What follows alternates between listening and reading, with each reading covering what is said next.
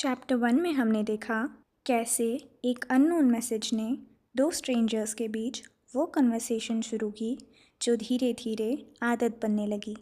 एक लड़का जो खुद को समझने की कोशिश कर रहा था और एक लड़की जो डायरेक्टली लोनलीनेस के बारे में सवाल पूछ लेती थी। Late night talks, overthinking और वो फीलिंग्स जो नॉर्मली लोग छुपा के रखते हैं। शायद तब तक दोनों को ये नहीं पता था कि ये कहानी सिर्फ कन्वर्सेशंस तक नहीं रुकने वाली। अब सुनते हैं चैप्टर 2।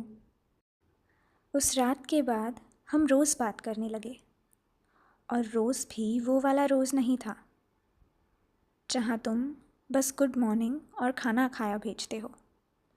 हम वो वाले लोग बन गए थे जो दिन भर कुछ खास बात नहीं करते, पर रात होते ही एक दूसरे के बिना नींद नहीं आती। माही मेरी रूटीन नहीं बनी थी, वो मेरी एस्केप बन गई थी। सुबह कॉलेज, फेक स्माइल्स, असाइनमेंट्स, लोगों के बीच रह के भी डिस्कनेक्टेड फील करना। फिर रात को उसका मैसेज, आज का दिन सरवाइव कर लिया।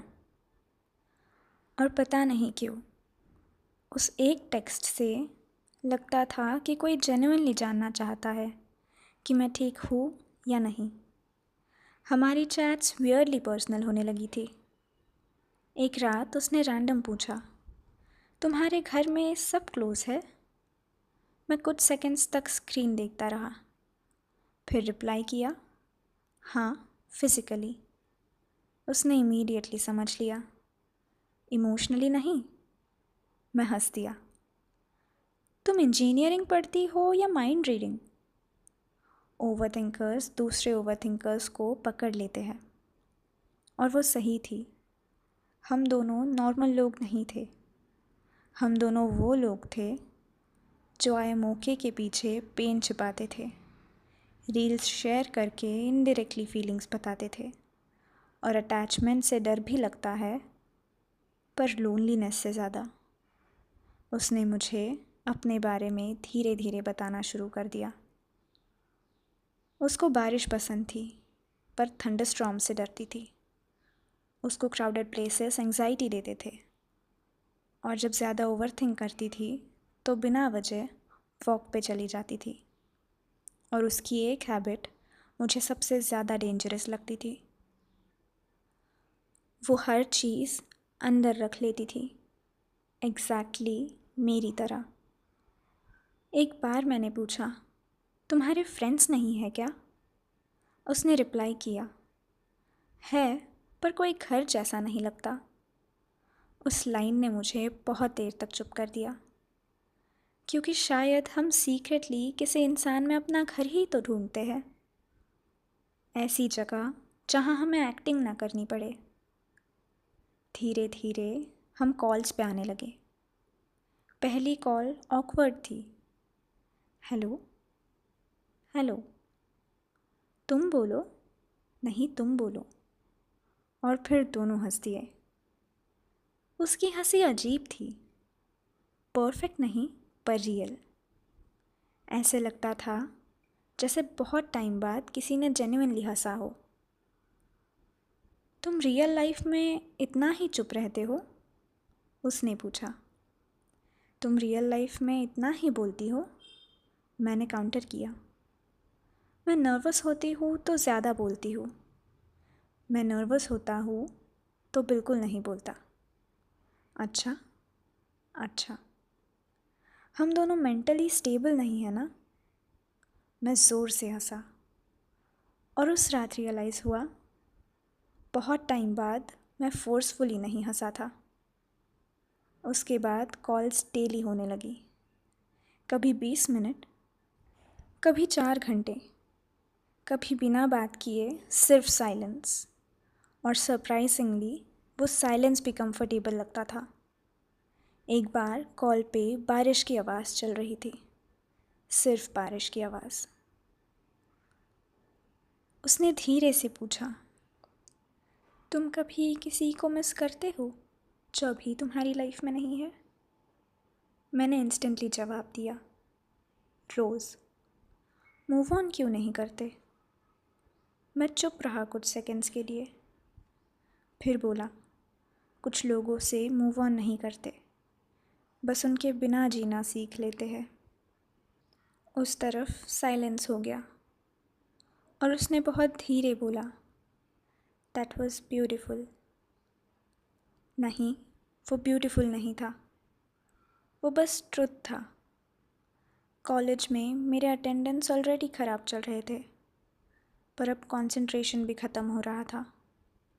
कॉलेज में फ़ोन वाइब्रेट होता और ऑटोमेटिकली स्माइल आ जाती। फ्रेंड्स इरिटेट होने लगे, भाई रिलेशनशिप में है क्या? नहीं, तो फिर इतना खुश क्यों रहता है आजकल? मैं जवाब नहीं दे पाता, क्योंकि ऑफिशियली हम कुछ नहीं थे। नो लेबल्स, नो कमिटमेंट, बस दो इमोशनली डैमेज्ड लोग एक दूसरे में सुकून ढूंढ रहे थे। एक रात माही अनयूजुअली क्वाइट थी। Mood off? क्या हुआ? कुछ नहीं। और मुझे तब समझ आ गया था, कुछ नहीं दुनिया का सबसे बड़ा झूठ होता है। मैं वेट करता रहा, 10 मिनट, 15 मिनट, फिर उसका मैसेज आया, do you ever feel replaceable? मेरा दिल अजीब सा सिंक हुआ। Why would you ask that? बस ऐसे ही, मुझे झूठ पसंद नहीं। सीन, टाइपिंग, पापा फॉरगॉट माई बर्थडे टुडे।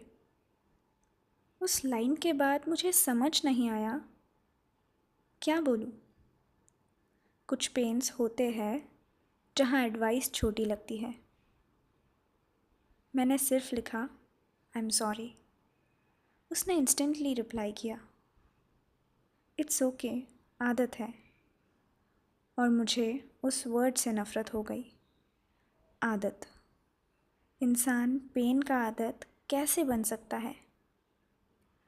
उस रात हमने 5 बजे तक कॉल पे बात की। मैं मोस्टली सुनता रहा, वो बोलती रही। Childhood, family fights, feeling ignored, pretending to be okay, और एक पॉइंट पे उसकी आवाज़ ब्रेक हुई। कभी कभी लगता है अगर मैं डिसअपीयर हो गई ना तो ज़्यादा फ़र्क नहीं पड़ेगा। मेरा चेस्ट टाइट हो गया। Don't say that. पर सच है। नहीं। तुम्हें कैसे पता? मैं चुप हो गया, फिर धीरे से बोला, क्योंकि मुझे पड़ता है। Silence, complete silence.